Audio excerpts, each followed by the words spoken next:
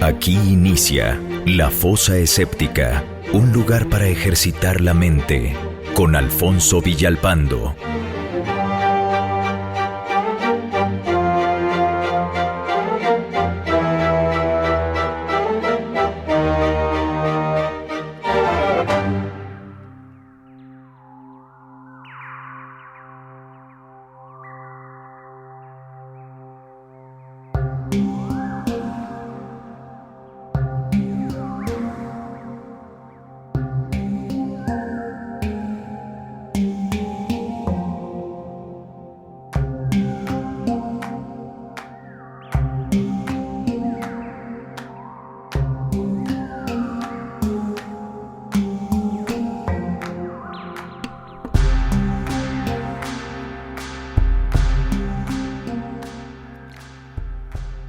Hola amigos de La Fosa Escéptica, ¿cómo están?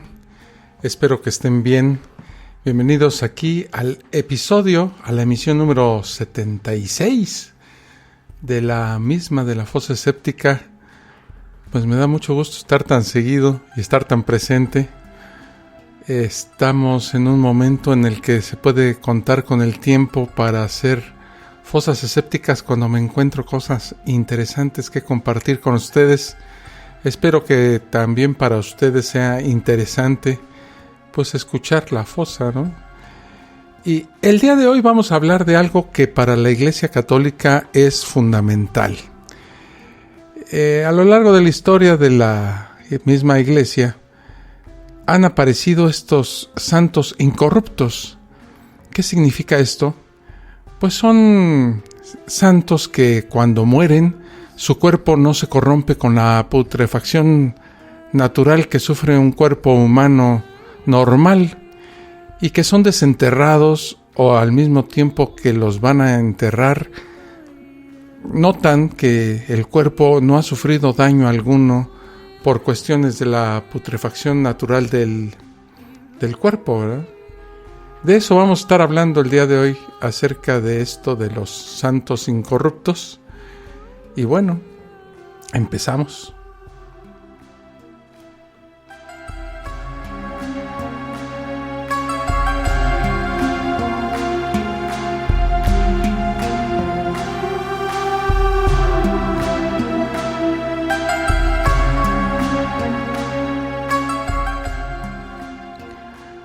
Uno de los aspectos más absurdos y tétricos de la Iglesia Católica, y que curiosamente hace que los altos mandos de la Iglesia se sientan orgullosos de ello, es el tener entre sus filas a los santos incorruptos. La incorruptibilidad cadavérica es la propiedad que tienen algunos cadáveres de no descomponerse a pesar de no haber sido embalsamados o preservados de ninguna manera, y cuando este fenómeno ocurre a alguno de los cadáveres de los santos católicos, la Iglesia o sus fieles argumentan que el cuerpo permaneció incorruptible debido, según ellos, a su santidad y al enorme poder de Dios. El cadáver incorrupto de algún santo o beato es visto como un milagro y suele adornar iglesias y santuarios donde sus cadáveres son exhibidos abiertamente para el deleite del fiel, de la admiración del visitante o para provocar ascos y críticas en la mayoría de las personas. Evidentemente el interés de la Iglesia Católica en estos cadáveres es muy claro. Son milagros visibles que ayudan a recolectar más fieles. Y aunque oficialmente el Vaticano no apoya ni avala a todos los santos estos incorruptos, se hacen de la vista gorda diciendo que son dignos de veneración y que contribuyen a aumentar la fe del cristiano católico. De esta manera, pues, las iglesias se llenan de cadáveres, abundan las limosnas y la fiesta del terror continúa. El Papa Benedicto XIV, en su trabajo sobre la beatificación y canonización de los santos, escribió 2 capítulos titulados, en latín, De Cadaverum Incorruptione. Las únicas preservaciones que él considera como extraordinarias serían aquellas que mantenían una flexibilidad del cuerpo, color y frescura semejantes a cuando los santos estaban vivos, sin intervención humana deliberada. Estos estrictos requerimientos deberían ser cumplidos por la gran cantidad de santos beatos y religiosos incorruptos. Pero, ¿hay algo de verdad en esto? ¿Son reales al menos algunos de estos santos incorruptos? ¿Son verdaderos milagros? Veamos cómo es que esto sucede y cómo la Iglesia ha usado cadáveres con fines eminentemente de marketing y comerciales. Como primer tema de esto quisiera hablar sobre la manipulación y el engaño. Es probablemente la más común. Existen diferentes y muy efectivas técnicas de embalsamamiento y preservación de los cuerpos. Los casos más conocidos son los restos de Eva Perón o de Lenin, que todos hemos visto o hemos leído al respecto, ¿verdad? Durante la Edad Media, toda la iglesia que se respetase debía tener al menos una reliquia sagrada, como vimos en una de las fosas escépticas anteriores cuando hablamos de estas extrañas reliquias. Pues la fosa escéptica número 75. Vimos ahí todo tipo de reliquias sagradas y la verdad es que yo todavía me estoy riendo por el gran número de... no solamente por el gran número de reliquias, sino por la variedad y lo insólito de algunas de ellas. Pero si tenían un santo, estas iglesias, un santo incorrupto, por supuesto, entre sus posesiones, sin duda se encumbraban entre las demás, proporcionando a esta iglesia ingresos adicionales y muy sustanciosos. Lo mismo ocurría para acelerar un poquito alguna beatificación o santificación. La cereza del pastel era la exhumación de un cuerpo preservado, constatando así la santidad del occiso.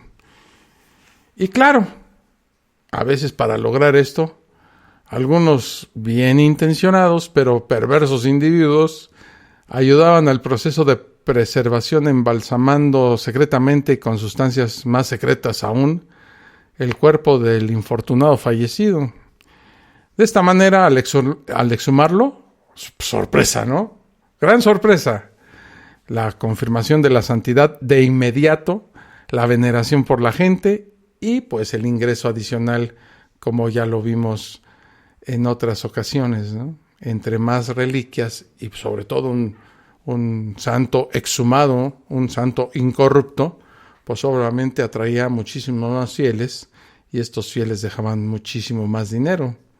El clásico ejemplo es el cuerpo incorrupto de Angelo Roncalli, mejor conocido por su alias de Juan XXIII, que fue papa y que cuando fue exhumado en el 2000 se corrió el rumor del milagro. Pero siempre hay un pero, ¿no? La buena conservación del cadáver del beato Angelo Roncalli, o sea Juan XXIII, se debe al ingenio de un médico, Gennaro Goglia, que hace muchos años inventó un líquido para embalsamar, del que le fueron inyectados 10 litros al cuerpo del Papa. El doctor Goglia, este médico, que prestaba sus servicios en el Hospital Gemelli de Roma, lo ha contado en una entrevista a la revista católica Familia Cristiana, muy difundida en Italia. Según el hoy anciano especialista, el procedimiento no pudo ser más simple. Se presentó en el Vaticano con un bidón, con un bote, con una cubeta llena de líquido milagroso, un tubo largo y una aguja. Le hicieron un corte en la muñeca derecha al cadáver del Papa y le introdujeron la aguja, a través de la cual pasó el líquido. Goglia, el médico, no cobró nada, pues como cristiano estaba honrado. Para él era un gran honor rendir un servicio importante a la iglesia y a un santo como Juan XXIII. Por eso se declaró disgustado cuando se enteró por la prensa de que se había efectuado el reconocimiento canónico de los restos del pontífice sin su presencia. Así que, tomando en cuenta lo ladinos y tramposos que suelen ser algunos líderes de la Iglesia Católica, Pues es fácil suponer que estas argucias también las aplicaron a los cuerpos de otros santos para aumentar la fe de los feligreses. Por lo tanto, cada vez que vean ustedes alguno de estos santos incorruptos, pues posiblemente, casi con seguridad, apostaría yo mi escaso sueldo de un mes para asegurar que se trata de un engaño. ¿Cuáles son las causas de que estos santos, al momento de exhumarlos, se vea como que no ha pasado el tiempo por el cadáver? Pues una de las causas puede ser el embalsamamiento olvidado. A veces ocurre que sin intención posterior, un cadáver de antaño era embalsamado, pero los registros, si es que los hubo, se perdieron con el paso del tiempo y de esta manera, al exhumar el cadáver, pues estaba fresco para los que lo desenterraban, ¿no? Es simplemente un error involuntario que es mal interpretado y cuyo resultado trae al mundo un nuevo santo. Veamos un ejemplo clásico de esto. La historia de Santa Margarita de Cortona, una santa cuyo cuerpo ha permanecido incorrupto, nada más ni nada menos que por 700 años. Todo un fenómeno sobrenatural según un gran número de personas. Sin embargo, un examen forense reciente encargado por la Iglesia Católica y descrito en la edición de junio de la revista Discover reveló la verdad detrás del supuesto milagro. A medida que Fulcheri levantó suavemente el dobladillo del vestido de esta santa, todos los presentes comenzaron a murmurar, pues comenzaron a observar varias incisiones a lo largo de los muslos y cortes más profundos a lo largo del pecho y el abdomen, claramente realizados post-mortem. Las incisiones habían sido cosidas con un grueso hilo negro. Santa Margarita había sido momificada artificialmente. Los patólogos que examinaron el cuerpo de Margaret descubrieron los registros que existían sobre este caso y que contaron toda la historia. Las personas del pueblo habían pedido a la iglesia que embalsamara a Margarita después de su muerte, lo cual se hizo bastante bien al parecer. El problema fue que las actas del hecho se perdieron un tiempo y debido a este tiempo la gente empezó a olvidar las circunstancias de su preservación y simplemente comenzó a asumir que se trataba de una ocurrencia milagrosa. ¿Cuántos santos no tendrán una historia similar que desconocemos? Hay un proceso que se llama saponificación. Sapo, como el sapo, ¿verdad? Saponificación. A veces, inclusive, sin la intervención humana, llega a ocurrir un proceso de preservación natural, existiendo varias sensatas y científicas explicaciones sobre el proceso. Uno de estos es la saponificación cadavérica, que se le conoce más comúnmente como adiposera. La saponificación o adiposera es un proceso de transformación del cadáver que consiste en el cambio químico que presenta la grasa corporal al convertirse por hidrólisis, que es una alteración de una sustancia química por el agua, en un compuesto similar al jabón. Se forma una coraza grasa viscosa en estado húmedo, pero que después de haberse secado al aire adquiere una consistencia dura, granulosa de color gris blanquecino. Es producto de la descomposición de cadáveres sumergidos en agua o sepultados en terreno húmedo. La saponificación del cadáver tiene lugar desde el exterior al interior, rodeando el tronco y el esqueleto en las extremidades. La saponificación o adiposera en la mayoría de las ocasiones suele ser parcial e irregular. El proceso de adiposera comienza en las partes del cuerpo que contienen mayor cantidad de grasa. Paulatinamente va extendiéndose la sustancia grasa por el resto del cuerpo. En cambio, los órganos internos apenas sufren esta transformación, por lo que ellos se pudren, ¿verdad? Y siguen su evolución, se echan a perder. Según algunos autores, se requieren de 3 a 12 meses para la formación de esta capa de grasa, pero el proceso, de acuerdo a las circunstancias propias del entierro, puede ocurrir en pocas semanas. Al final de este proceso podemos encontrarnos un cadáver con la apariencia de cera, como las estatuas en los museos, siendo este un proceso completamente natural, ajeno a dioses y espíritus. Hay otro proceso que sufre el cuerpo cuando uno se muere, que es en algunas ocasiones la momificación cadavérica. Perdón. Otra opción bastante razonable es que bajo ciertas condiciones ambientales el cuerpo se momifique naturalmente. Existen casos de momificaciones muy antiguas como Otzi, que es el hombre de hielo, que es la momia de un hombre que vivió hace más de 5,000 años. Pues es la momia humana natural más antigua de Europa. La causa de la momificación del cadáver, en este caso, fue el frío extremo y perpetuo de la región donde el individuo falleció. Pero, ¿qué es la momificación? Aquí en México, en Guanajuato, existen las muy famosísimas momias de Guanajuato, precisamente, que son en su mayoría monjes y algunas otras personas, pero en su mayoría monjes, que fueron enterrados y debido a las condiciones de la tierra y del clima de esa región, se han momificado y las exhiben en un museo muy tétrico, por cierto. Últimamente, hace poco, se supo del hurto, se la robaron algunas de estas momias. Yo me pregunto, ¿quién diablo se roba una momia de un museo? ¿Y con qué fin, verdad? No me quiero ni imaginar. Hay una cosa que se llama necrofilia y pues a lo mejor por ahí está el asunto, ¿verdad? La momificación consiste en la desecación del cadáver por evaporación del agua de sus tejidos, lo que hace imposible el desarrollo de los gérmenes y se detiene el proceso de putrefacción. Las formas exteriores se conservan hasta el punto de poder reconocerse las facciones. En cambio, la conservación de las partes internas pues, no es tan completa. La momificación natural comienza por las partes expuestas del cuerpo, como la cara, manos y pies, extendiéndose al resto del cadáver, incluso a los órganos internos.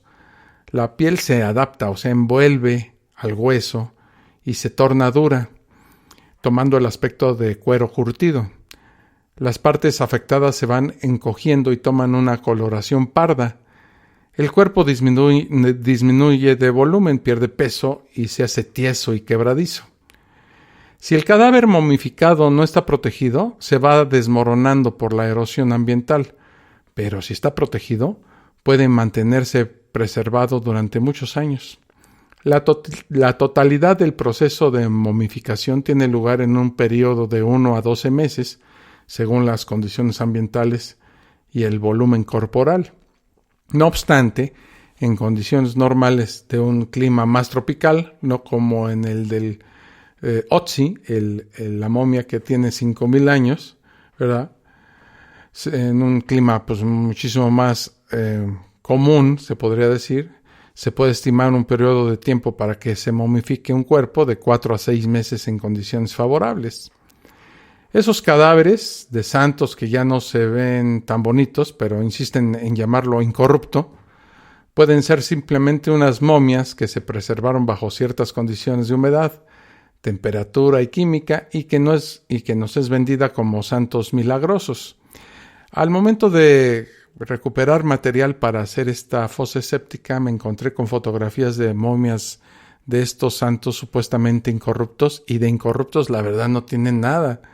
Son cuerpos ya muy lastimados por el paso del tiempo y por la putrefacción natural que sufre un cuerpo humano orgánico, ¿verdad? Cuando deja de existir.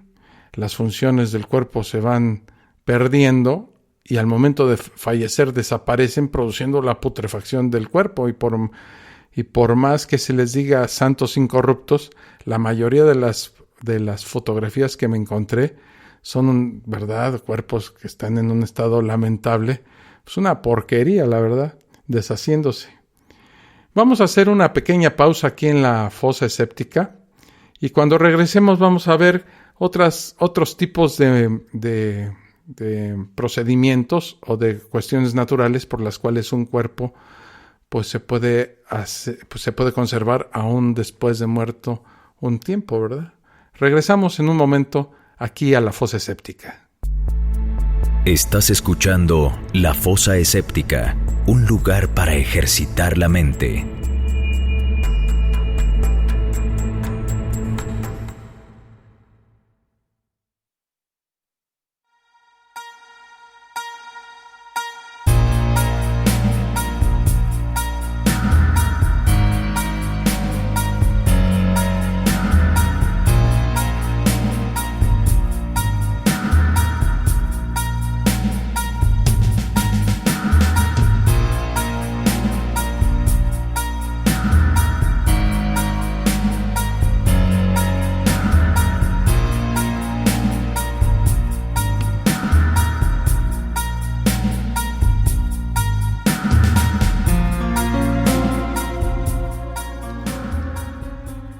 Ya estamos de regreso aquí en la Fosa Escéptica y tratando de recuperar el material para hacer la Fosa Escéptica número 76, me encontré con un proceso natural que se llama corificación.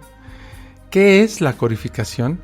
Esto nos puede dar una pista acerca de estos cadáveres que son conservados como si estuvieran recién muertos, ¿no? La corificación es un bloqueo de la putrefacción de un cadáver cuando es introducido en un ataúd perfectamente sellado.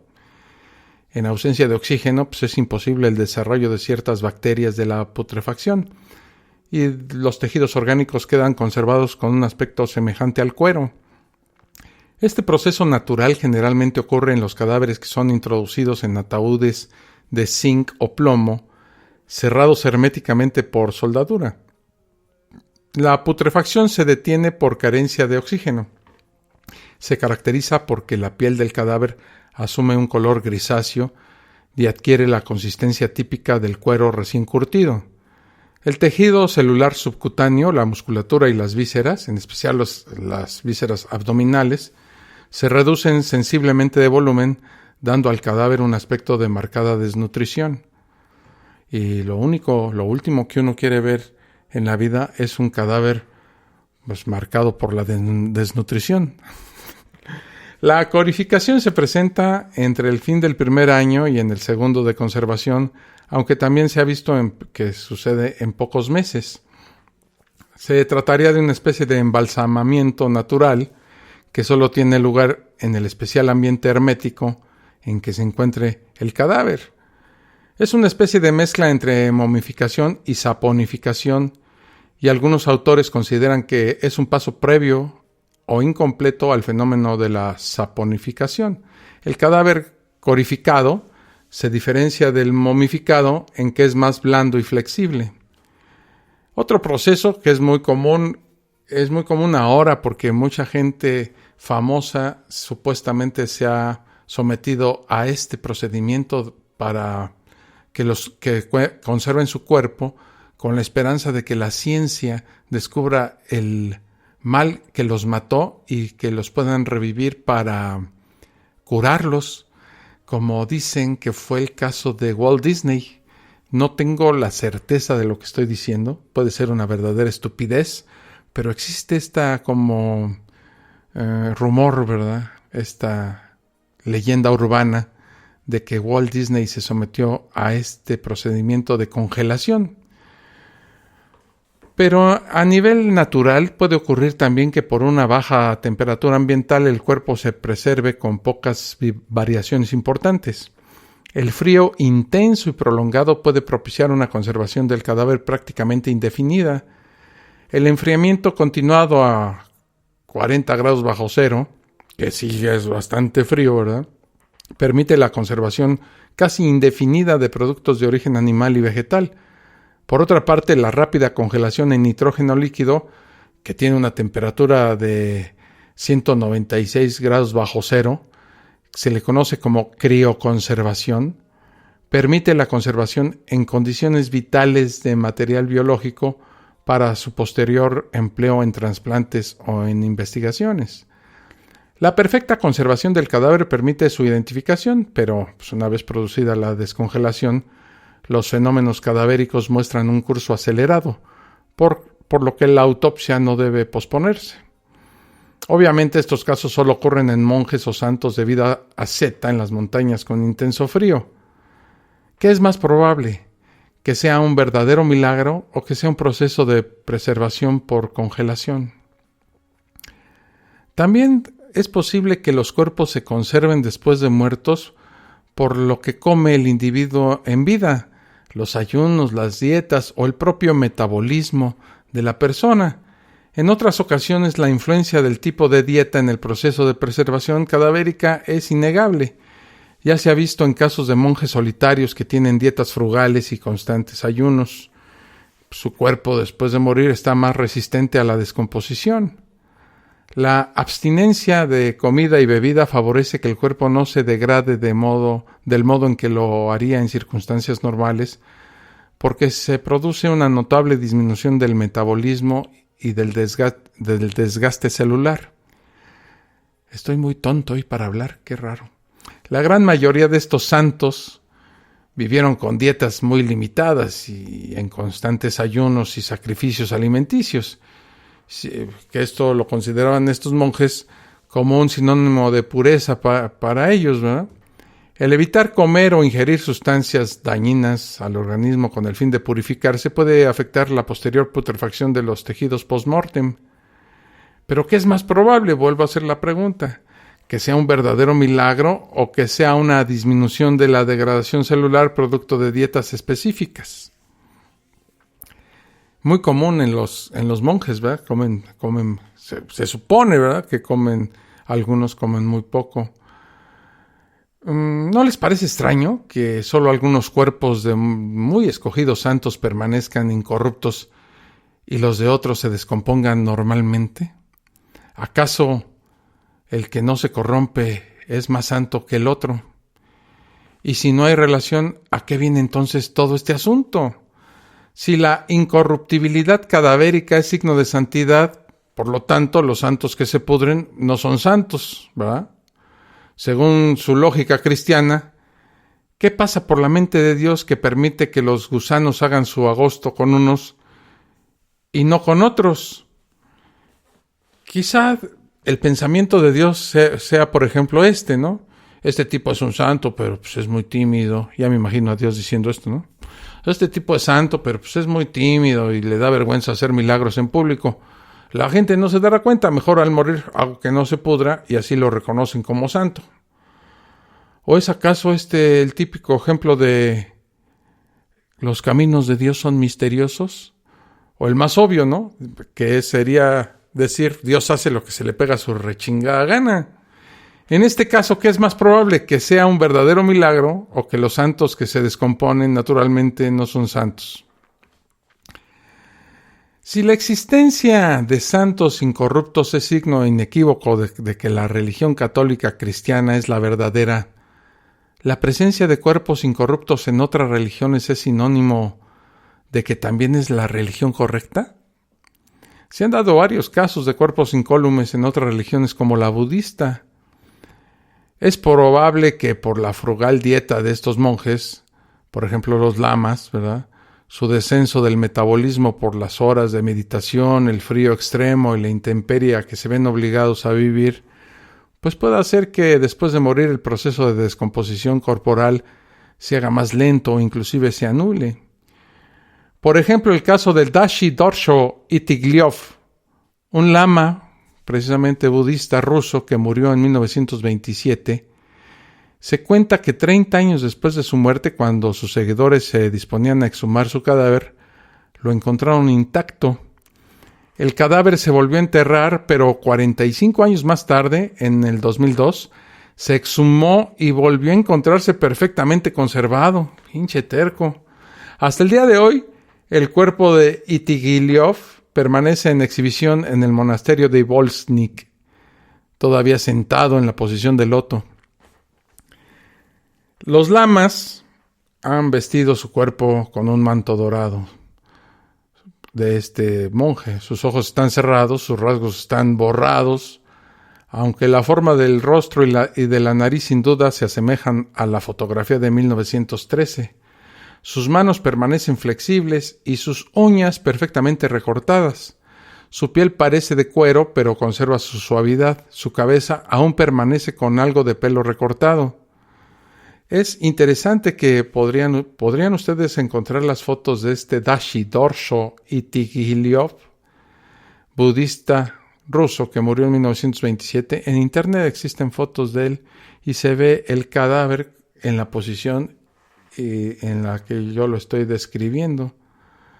Existen otros monjes budistas conocidos como los Sokoshinbutsu, así se llaman, Sokoshinbutsu, que son famosos por tener órganos muy bien conservados, supuestamente como resultado de ciertos rituales llevados a cabo antes de la muerte.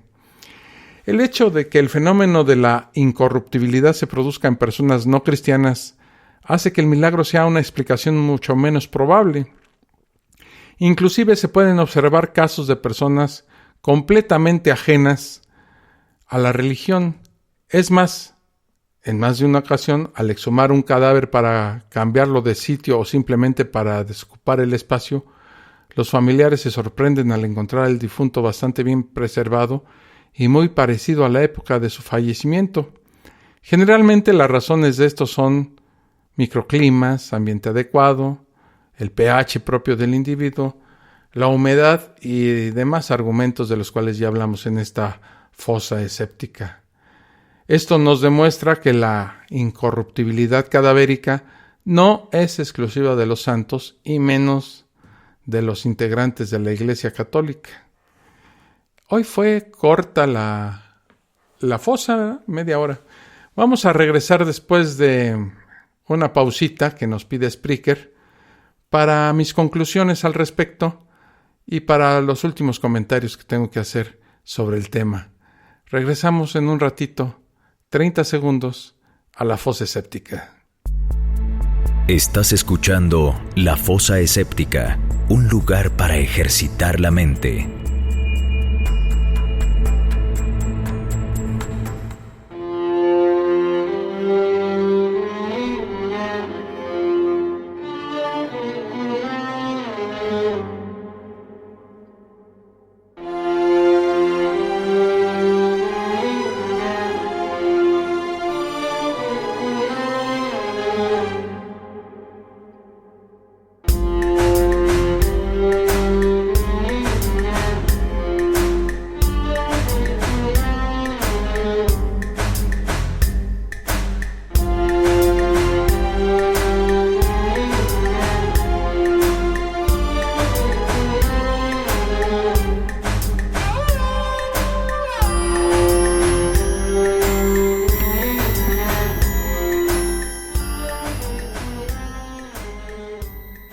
La verdad, amigos de la fosa escéptica, la verdad es que no es real la incorruptibilidad de los cadáveres de estos santos incorruptos que maneja la Iglesia tan hábilmente. Es simplemente una mentira descarada. A veces están tan desesperados por vendernos un santo que simplemente dicen que el cadáver está en perfecto estado de conservación, pero es exhibido totalmente cubierto y con máscaras de cera y demás parafernalias. El ejemplo clásico de este tipo de manipulación es Santa Bernardita Soubirous, uno de los más famosos santos incorruptos. Supuestamente los médicos no lograban salir de su asombro al descubrir la impecable preservación del cuerpo tras más de 50 años de muerta. Sin embargo, cuando se estaba preparando un relicario para exhibir el cuerpo de Bernardita, que todavía se puede observar hoy en una capilla francesa, se tomó la decisión de cubrir la cara y las manos con un baño de cera.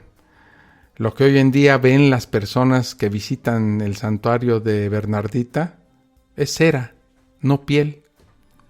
La excusa ofrecida fue que la máscara se colocó para cubrir una leve decoloración en la piel de la cara, según dijeron los que la hicieron, pero no explica por qué una ligera decoloración en la piel requiera un baño completo para todo el rostro y las manos, ¿verdad?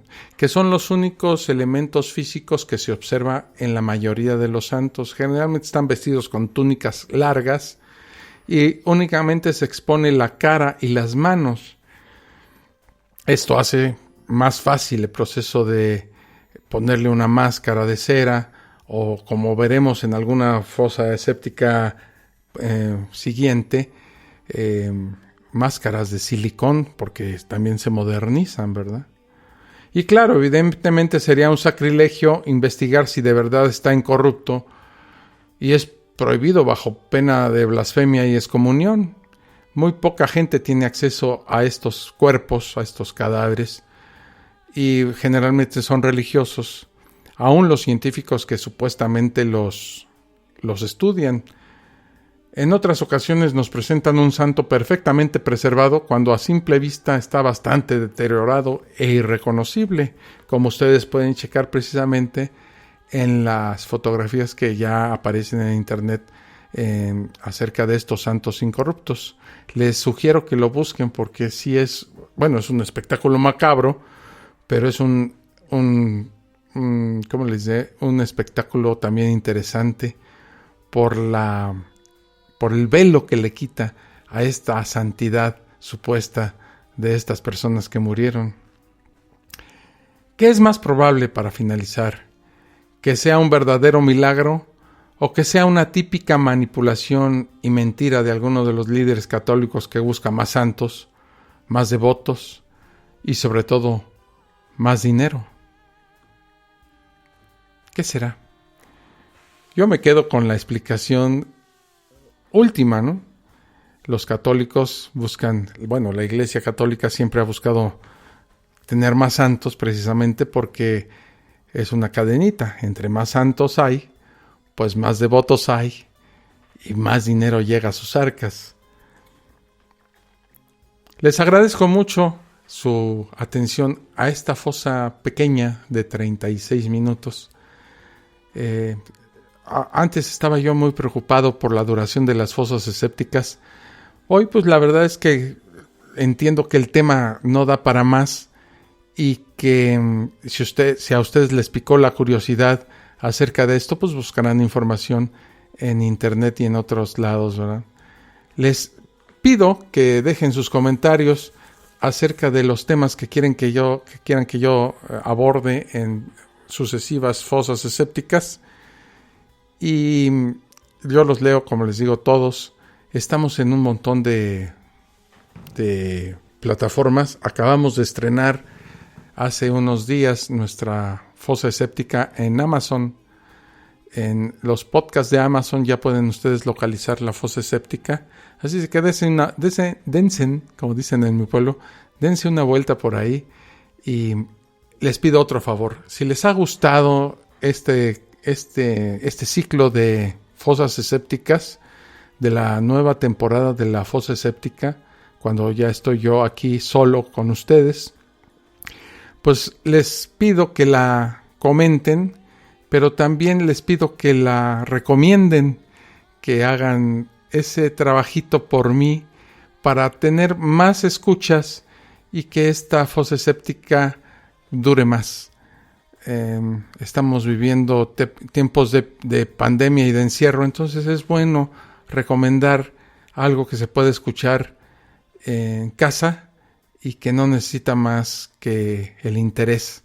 Entonces les pido, ¿verdad?, que la distribuyan, que la recomienden y que con esto me ayuden a hacer que la fosa escéptica tenga más escuchas. Afortunadamente, hasta el momento llevamos muy buena aceptación de la fosa escéptica en muchos países, en los principales que son México, España, Argentina y Estados Unidos.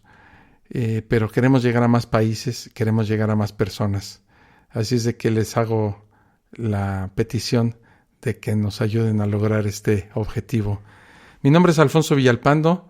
Nos vemos dentro de poco porque estoy haciendo fosas a cada rato según ustedes están viendo. Entonces nos encontraremos por aquí en la fosa escéptica en un futuro bien cercano. Por mi parte ha sido todo. Nos estamos viendo, cuídense mucho. La pandemia continúa, la vacuna se está retrasando, los muertos en México son ya, la cantidad es enorme. Y solo nos queda cuidarnos a nosotros mismos. Entonces, háganlo. Nos vemos la próxima en La Fosa Escéptica. Esto fue La Fosa Escéptica, un lugar para ejercitar la mente, con Alfonso Villalpando. Te esperamos en el próximo capítulo a través de Spreaker, Spotify, Apple Podcasts y iVoox.